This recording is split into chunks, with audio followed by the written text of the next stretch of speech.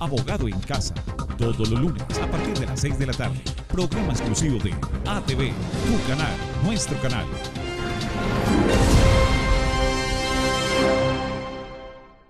Gracias por continuar en sintonía de Abogado en Casa, un programa que se desarrolla todos los lunes a partir de las 6 de la tarde a través de este canal, Ariari TV, ATV, tu canal, nuestro canal. Como siempre estamos desarrollando diferentes inquietudes jurídicas acompañado del doctor Sadi Martín Pérez, el cual pues nos está hablando hoy de propiedad, tenencia y posesión, unos temas que en el argot popular los escuchamos diariamente, pero no teníamos muy claro cuál era la diferencia uno del otro. Veníamos desarrollando el primer tema, hablamos de leasing, también encontramos algo que el leasing pues no era, mucha gente no lo tiene claro, el tema del leasing. ¿Qué podemos seguir desarrollando con este concepto? Bueno, mire, fíjense cómo en la introducción de nuestro temario de hoy hablamos siempre del derecho de propiedad. Entonces fíjense cómo a partir de esa desmembración del derecho de propiedad van surgiendo otras figuras. Correcto. Que están muy ligadas y muy vinculadas a ese concepto de propiedad, ¿cierto? En el caso del leasing lo vimos que es una desmembración de ese derecho de propiedad en la cual un propietario le transfiere a otro la posibilidad de usar un bien, ¿cierto? Y coloquialmente o en el argot cotidiano es lo que llamamos el arrendamiento. Y hay una figura especial que se denomina arrendamiento financiero, que es el que conocemos como leasing. Leasing es eso, un arrendamiento de carácter financiero. ¿Por qué? Porque no lo hacen sino ciertas entidades, que son básicamente las entidades financieras, llámese bancos, quienes por ley están facultadas para hacer ese tipo de operaciones. Esa es una variedad. ¿Esto por qué es importante? Porque las personas cuando vayan a hacer sus negocios, llámese con un tercero, llámese con un banco o con un particular, pues necesariamente deben tener claro qué tipo de negocio están haciendo y qué es lo que están recibiendo. Porque es que a partir de allí surgen todas estas variables. Por ejemplo, si estamos hablando de comprar o adquirir el derecho de propiedad sobre un bien, la ley exige que ese derecho de propiedad se adquiera con ciertas formalidades. Formalidades. Es decir, que la ley exige cierta ritualidad para hacer ese contrato de compra-venta. Uno de esos básicamente tiene que ver con el otorgamiento de una escritura pública, en la cual el vendedor informa y manifiesta que le transfiere al comprador un bien. Y tiene que ser por escritura pública. Esa escritura pública debe estar y debe inscribirse en la oficina de registro del sitio donde esté el inmueble. Si hablamos de un municipio de Granada o cerca de Granada, normalmente la oficina va a ser San Martín. Si hablamos de que el inmueble está en Barranquilla, pues debe ser en Barranquilla, ¿cierto? Entonces, pero se tiene que inscribir. Cuando no se otorga esa escritura pública, se quiere decir que no se está transfiriendo el derecho de propiedad conforme a la ritualidad o a la formalidad establecida en la ley, sino que se está haciendo otro tipo de negocios. Por ejemplo, es muy usual, y lo sé por la experiencia profesional que he tenido en la región del Ariari, que se hable mucho de las denominadas cartaventas. Que es un concepto del diario vivir. Y uno dice, bueno, jurídicamente, ¿qué es la cartaventa? Y realmente cartaventa desde el punto de vista jurídico no existe. Porque lo que técnica y jurídicamente existe es un contrato de promesa de compra-venta, que es un documento celebrado entre comprador y vendedor previo al otorgamiento de la escritura pública. Pero esa compraventa por ley requiere ciertas formalidades, ciertos requisitos, unas características especiales, ¿cierto? Dentro de esos hay una que es fundamental, es establecer un día y una hora y una notaría en la cual se va a otorgar la escritura pública que perfeccione ese contrato de promesa y compraventa. Correcto. ¿Cierto? Que formalice Es decir, que ese documento privado se otorga, va a otorgar una escritura pública. Es un documento que antecede. Cuando se hace un documento que no tenga esas características, por ejemplo, le vendo yo un lote de terreno, normalmente la gente habla así, un lote de terreno de 2, 3 hectáreas, y dicen en tal parte, pero no dice cuándo se va a otorgar la escritura pública, y simplemente se pagan un precio y cada quien se fue. Y sucede que al paso del tiempo dice, bueno, yo soy propietario, pero ¿cómo acredito mi condición de propietario? Si no tengo la escritura, Sí, no tengo nada. y el certificado de libertad dice que el dueño es otra persona. Y yo tengo este documento, que es el que normalmente la gente identifica como la carta-venta. ¿La promesa de venta la confunden con carta-venta o es que el documento está redactado, son dos documentos redactados diferentemente? Diferente uno del otro, perdón. Digamos que el concepto de carta-venta es un documento surgido más de la costumbre. Del ámbito popular. De la costumbre, sí, es decir, de la forma... De la informalidad. De la informalidad. Entiendo. Porque técnicamente no. O es Porque- que la gente le dice carta-venta a la promesa de venta. Pero es que técnicamente uno mira algunos documentos de esos y no tienen los elementos mínimos Para que exige la ley ser para ser promesa. considerado promesa de compra-venta. Por ejemplo, yo voy a- Eso le iba a preguntar. ¿Qué elementos debe ¿Qué tener? elementos? ¿Qué elementos debe Me tener? causa bastante ¿Qué curiosidad. elementos debe tener? Primero, Sí. está el compromiso, debe decirse que es promesa de compra-venta, ¿cierto? Es decir, yo le Titulado. prometo vender y usted me promete comprar, ¿cierto? ¿Qué me promete vender y qué me promete comprar? Entonces debemos determinar con exactitud qué es. ¿Qué es lo que estamos ¿Qué es? haciendo? Y esa exactitud es al detalle, ¿cierto? Si estamos hablando de un terreno, pues cuáles son los Ubicación, linderos, linderos, etcétera. tamaño. Todo, exactamente, ¿cierto? Tenemos que establecer cuándo se va a cumplir esa promesa de compra-venta. ¿Cuándo se va a hacer efectivo el pago o lo que se prometió ahí? No, cuando hablamos de cuándo se va a cuándo se va a hacer la formalidad, es cuando se otorga la escritura pública que formalice esa promesa. Perfecto, o sea, dejan una fecha estipulada. Exactamente, entonces se puede decir el día 15 de febrero del año 2018 en la notaría tercera del Círculo de Villavicencio a la hora de las 2 de la tarde. Punto. Ahí ya está establecido.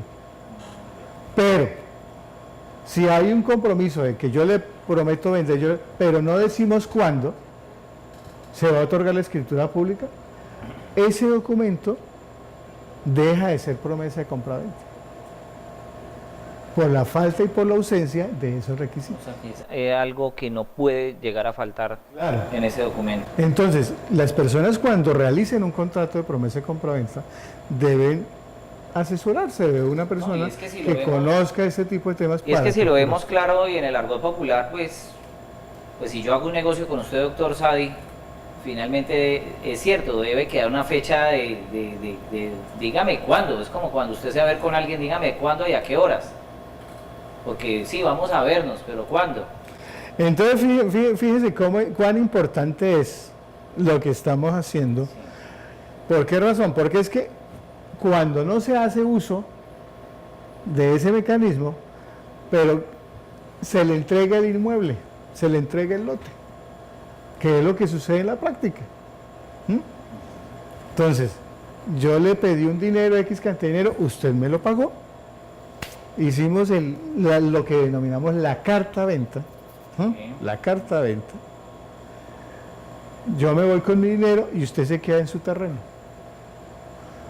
¿Usted es propietario? Legalmente no. No, porque todavía no, falta la formalidad para eso. ¿Es tenedor? Al estilo de lo que hablamos del arrendamiento. Tampoco. Pero me está surgiendo Tampoco es tenedor. Entonces, ¿qué es usted en relación con ese terreno que usted... poseedor. Poseedor. Exactamente.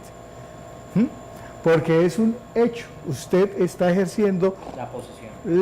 un acto de señorío, de dueño, sin serlo, sobre ese terreno. Y al cabo de cierto tiempo, Las condiciones hacen que...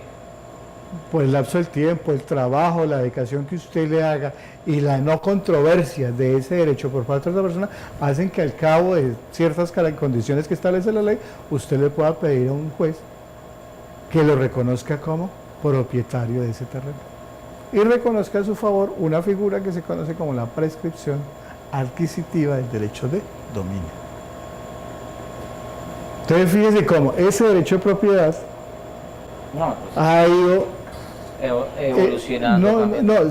Se presenta en diferentes circunstancias y como el mismo terreno o la misma persona en su relación con ese terreno puede ir variando. Entonces fíjese cómo hablamos del propietario, del tenedor y ahora estamos ingresando al terreno del poseedor. ¿Sí? Es que hablaba, o bueno, iba a hacerla, tocar el tema. En muchos municipios uno escucha a veces cuando hacen convocatorias las secretarías de vivienda y he escuchado el tema de cartaventa, que las personas que tengan cartaventa vamos a hacer la adquisición y legalización de predios. Entonces, ¿cómo va esa figura ahí? Porque se me viene a la cabeza ese tema de esas convocatorias a veces. Mire, cuando se trata de legalizar... ¿Cómo hacen las administraciones municipales para...? Primero porque el Estado tiene la obligación de legalizar y garantizarle a sus ciudadanos el legítimo derecho del acceso a una vivienda digna, ¿cierto? Entonces hay muchos, y no solamente, es decir, muchas regiones del país donde se presenta que existen asentamientos humanos, la ley los denomina subnormales. ¿Por qué? Porque no tienen servicios públicos, están marginados, no tienen vías de acceso y realmente sus sitios de vivienda son precarios. Entonces, de cuando en cuando, pues hay recursos y es obligación del Estado proveer una solución a eso. Entonces, la pregunta, ¿a dónde va esa persona que está ahí en ese barrio? ¿Cómo llegó? ¿Quién lo trajo ahí? Invadió el terreno, es decir, vino y se sentó ahí y se quedó ahí. O alguien le dijo, oiga, yo le vendo esto. La famosa. Y ahí surge la famosa carta-venta. ¿Por qué? Porque es alguien que sabe que no le va a hacer escritura pública. Alguien que se sentó primero. Alguien que sí, esa es y la lo vio realidad. como negocio. Eso puede suceder y normalmente es la realidad. Entonces le entrega su terreno y sale y se va. Y la otra persona empieza ahí a organizar su vida, ¿cierto? Entonces va consiguiendo en la medida de sus recursos y va construyendo su casa. No, es que... Y normalmente por ley, pues para facilitar el acceso a servicios públicos, agua, luz, alcantarillado, debe tener un principio de legalidad. ¿Y qué tienen que hacer las administraciones? Pues dotar y organizar eso. Entonces, ¿qué tienen que hacer? Entonces, hablan del dichoso documento porque habrá alguien que diga, mire, es que yo le compré a este señor hace mucho tiempo. ¿Cómo yo le pagué? Sí, yo no me di cuenta y nadie me dijo que ese terreno, no, yo le pagué. No, y ahí viene la responsabilidad también de social, porque obviamente esos asentamientos, como usted los mencionó, la gran mayoría no cumplen con unas condiciones dignas para poder vivir, o vea pues tantos casos que ha habido con el tema de personas que invaden rondas de caño, rondas de río, bueno, infinidad de cosas que finalmente se ven los resultados lamentables con lo que ha pasado últimamente. Estamos en Abogado en Casa, este programa todos los lunes a partir de las 6 de la tarde tenemos un caso diferente, casos que ustedes mismos nos están enviando a través del correo electrónico abogado.juridica@hotmail.com. Sigan en sintonía que ya regresamos con el último segmento de Abogado. Abogado en Casa, todos los lunes a partir de las 6 de la tarde. Programa exclusivo de ATV, tu canal, nuestro canal.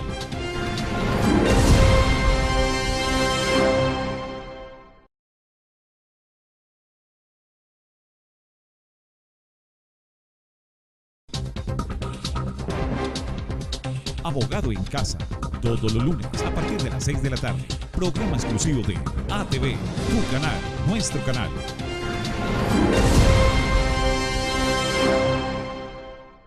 Para quienes continúan en sintonía, un agradecimiento muy especial. Estamos en Abogado en Casa. Y para quienes acaban de llegar, este programa es de asesoría jurídica al servicio de la comunidad. Pueden visitarnos en las redes sociales y encuéntrenos como Abogado en Casa y enviar el correo electrónico con sus inquietudes jurídicas al correo abogado.jurídica@hotmail.com.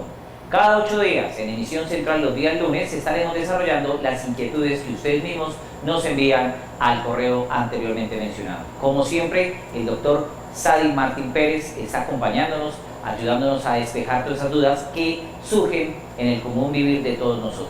Doctor Sadi, un tema importante que veníamos desarrollando, posesión, tenencia, propiedad, nos ha quedado muy claro la diferencia de estos tres conceptos.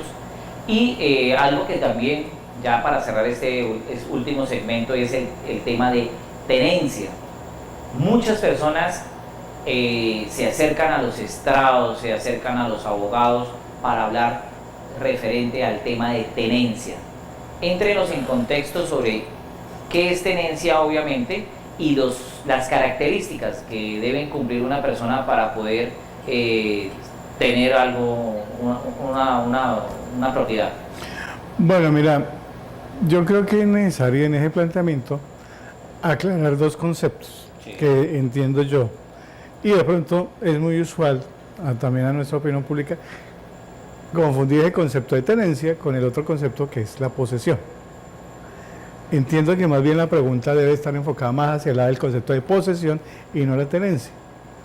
¿Por qué razón? Porque ya la tenencia la tenemos clara, que es la entrega que se le hace a una persona de un bien para que lo use, que es lo que normalmente conocemos como el arrendamiento, ¿cierto? Eso no tiene ningún tipo de discusión. Entonces, cuando yo tengo un bien en arrendamiento, yo soy tenedor. ¿Por qué? Porque esa cosa, es decir, ese inmueble no es mío, lo tengo por cuenta del dueño, que me lo entregó para usarlo, y a cambio de eso yo le pago unos valores, que es la cuota mensual o el arrendamiento. La otra es la posesión. La posesión es la figura en virtud del cual esa persona que ocupa un predio, pero que no reconoce un tercero como dueño, tiene vocación para ser dueño. Es poseedor. Y para ser poseedor, sí la ley exige ciertas características o ciertas condiciones para que tenga vocación de ser propietario y se reconozca a su favor la figura de la prescripción. Por ejemplo, ¿qué elementos debe tener en cuenta el poseedor? Primero, que su posesión sea pública. Es decir, de que sea de conocimiento de muchas personas. Es decir, que todo el mundo diga, ahí vive Juan Manuel, ¿sí? ¿Qué pasa? ¿No? ¿De quién es el lote? No, debe ser de Juan Manuel porque Juan Manuel vive ahí. Es decir, todo el mundo conoce, sabe. Entonces es de conocimiento público, ¿cierto? Una característica. Otra característica, que esa posesión usted la ejerza de manera pacífica. ¿Qué quiere decir? Que no invadió. No necesariamente que no invadió, sino que nadie le esté disputando esa posesión, ¿cierto? Es decir, que no haya controversia sobre eso, ¿cierto? Porque en el momento en que haya controversia, pues automáticamente es porque ya hay una persona diferente a usted que está reclamando un derecho de propiedad sobre ese bien. Entonces, que sea pública, que sea pacífica, ¿cierto?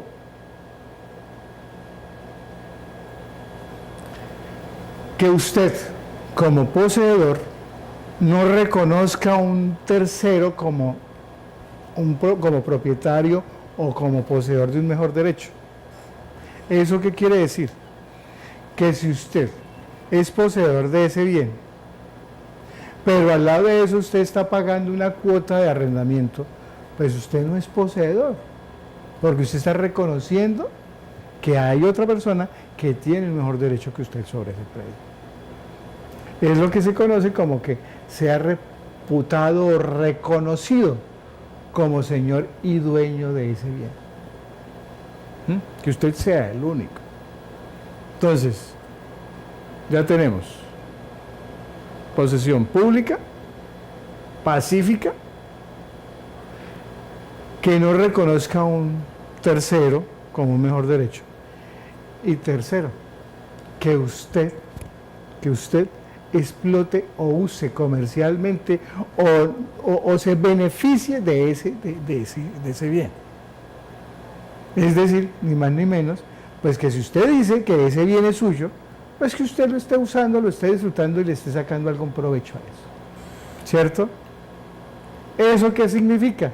Pues que usted está haciendo unas actividades de señor y dueño, se está beneficiando, y al lado de eso viene otra figura que son las denominadas mejoras que usted le está haciendo el terreno.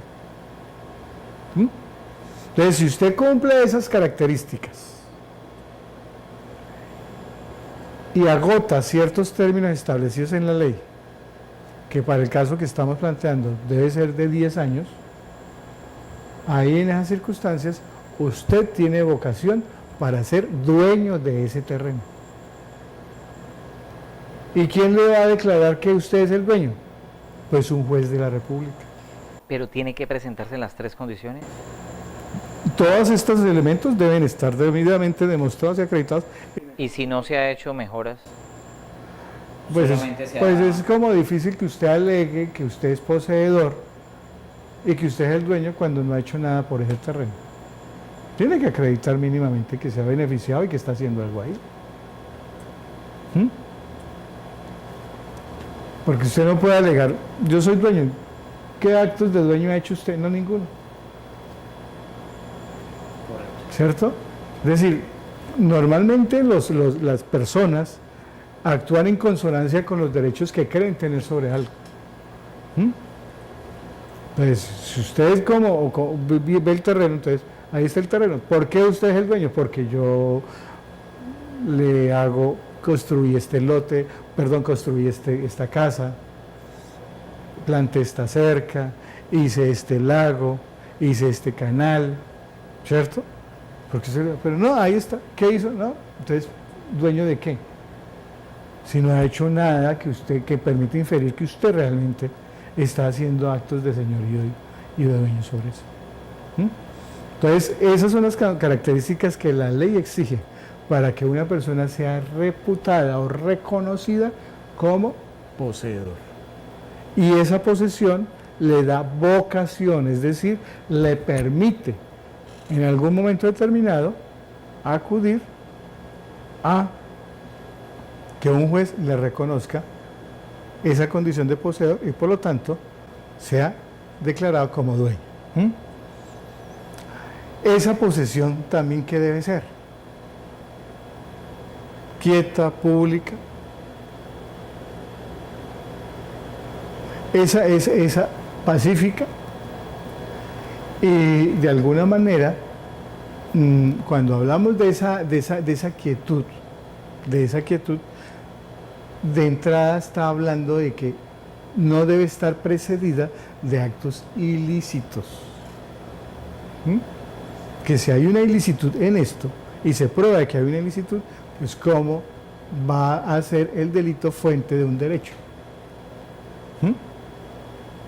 Entonces, son circunstancias que se tienen que evaluar en cada caso particular y que obviamente habrá que probarlos en el curso de un proceso y el señor juez es el que tiene en último momento, en última instancia, la potestad de decidir si esa condición se da y lo puede declarar o no dueño de ese terreno. Pues definitivamente este programa, yo sé que todos ustedes allá en sus casas o frente a este video, los que están viéndolo, pues han quedado bastante informados con esto. Reiteramos el tema, Abogado en Casa no es un programa jurídico, es un programa que lo que busca como tal es dar una inducción, a despejar un poco de dudas de las personas del común. De igual manera, Abogado en Casa está para servirles, está desarrollando todos los temas que ustedes nos están enviando en redes sociales, doctor Sadi. De eso se trata, es decir, este programa, sin el insumo de las inquietudes de nuestros televidentes, no podía desarrollarse. Aquí realmente nosotros acogemos los planteamientos, las inquietudes, que algunas veces los plantean sin mayor formalismo, sino que son dudas que salen en el cotidiano vivir, y aquí tratamos de contextualizarlas y darle una respuesta adecuada, asemejando, interpretando digamos las inquietudes de cada uno de nuestros televidentes. Estamos cerrando este espacio, este programa por el día de hoy, pero pues obviamente lo que queremos es como esas recomendaciones claves, finalmente como el resumen de todo que se deben tener pues a la hora pues de adquirir algo, de un bien. ¿Cuáles serían esas recomendaciones como abogado usted que le podría dar a todos los televidentes antes de hacer un negocio? Porque nos quedó clarísimo que un error que haya y es fatal. No, fundamentalmente debe tener claro las personas qué negocio están haciendo, con quién están haciendo el negocio y sobre qué bien están haciendo el negocio. Entonces, eso implica que debe haber un estudio o un análisis previo sobre esas circunstancias. Si yo le voy a comprar a Juan Manuel su casa, pues debo verificar efectivamente que Juan Manuel sea el dueño de la casa que me va a vender. ¿Cómo lo hago? Está la figura del certificado de libertad.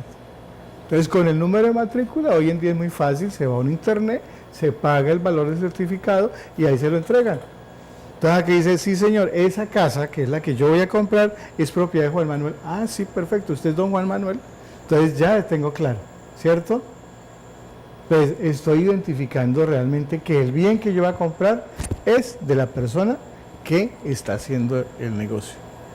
¿Cuáles son las características? Ahí en el certificado de libertad me dice cuál es la situación real del inmueble. Si el inmueble está hipotecado, si el inmueble está embargado, o si tiene alguna limitación de algún otro tipo. Una sucesión. Bueno, puede que sea objeto de alguna sucesión, puede que sea, hay otros gravámenes, están las limitaciones a la propiedad, por ejemplo, o la libre disposición, que son los patrimonios de familia, las afectaciones a vivienda familiar, o hay otras figuras como los usufructos.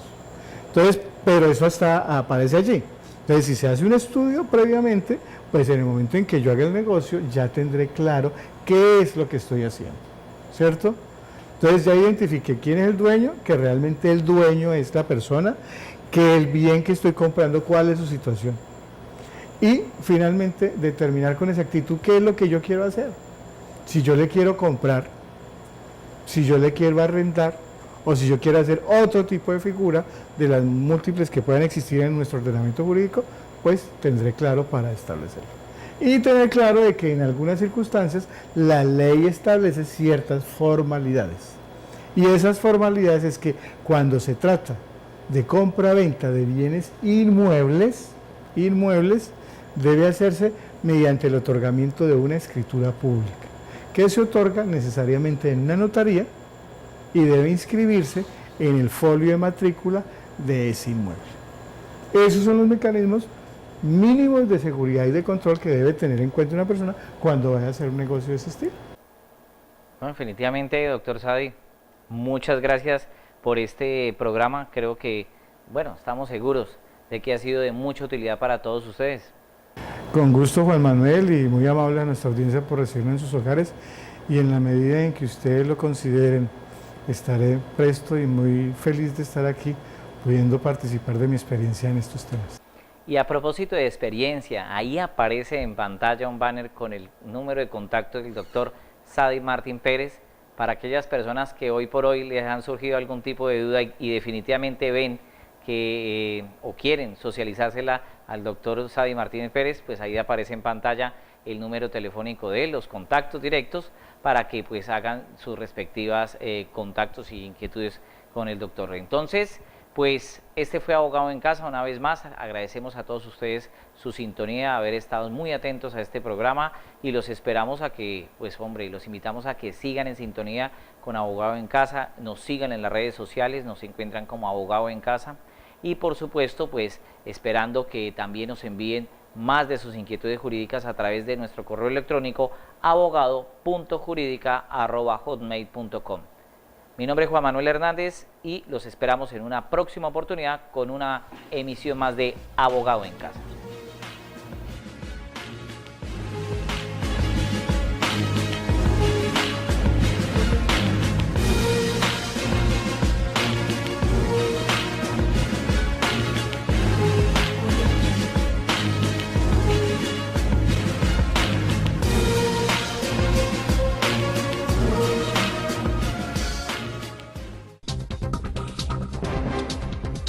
Abogado en Casa, todos los lunes a partir de las 6 de la tarde. Programa exclusivo de ATV, tu canal, nuestro canal.